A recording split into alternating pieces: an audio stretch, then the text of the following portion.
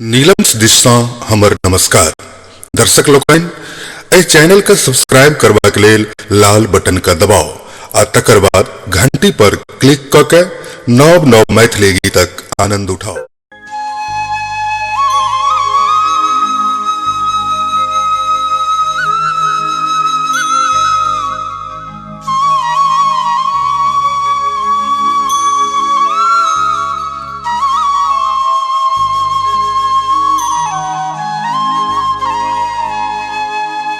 हे मैया सिंह वाहिनी अहि के कहै छी माँ सुनु ने कने माँ सुनु ने कने अहि के कहै छी माँ सुनु ने कने माँ सुनु ने कने बिगड़ल बनाबू काज हमर कने अहि के कहै छी माँ सुनु ने कने माँ सुनु ने कने अहि के कहै छी माँ सुनु ने कने माँ सुनु ने कने।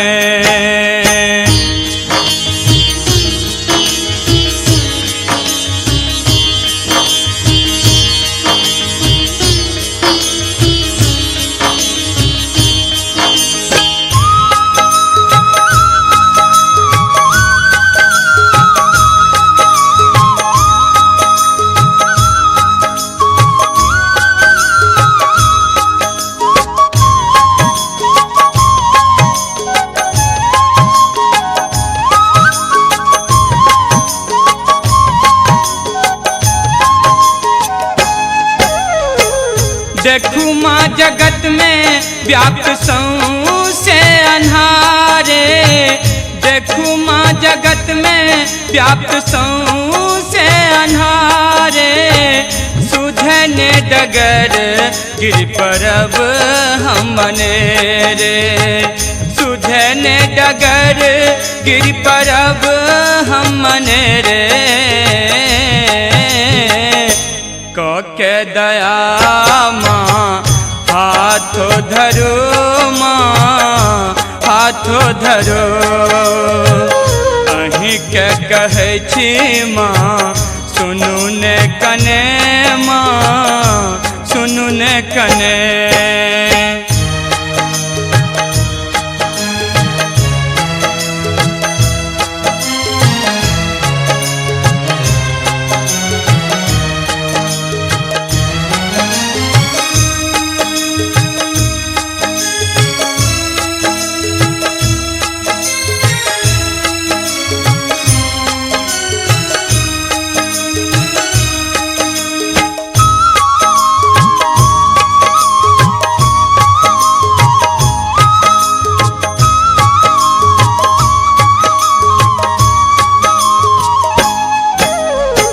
मनुखे मनुखक आय दुश्मन बनल छै मनुखे मनुखक आय दुश्मन बनल छै प्रेम आ दया के न दरस भेटै छै प्रेम आ दया के दरस भेटै छै दिया ज्ञान का माँ बारू कने माँ बारू कने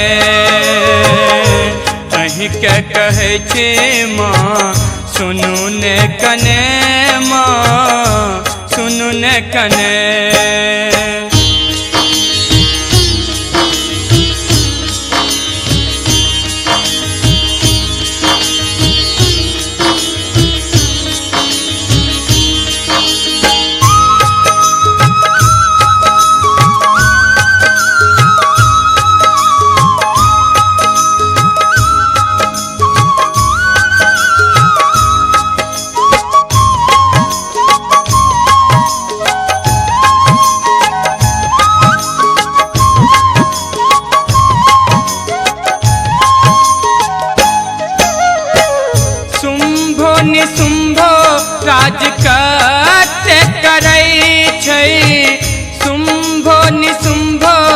राज कते करै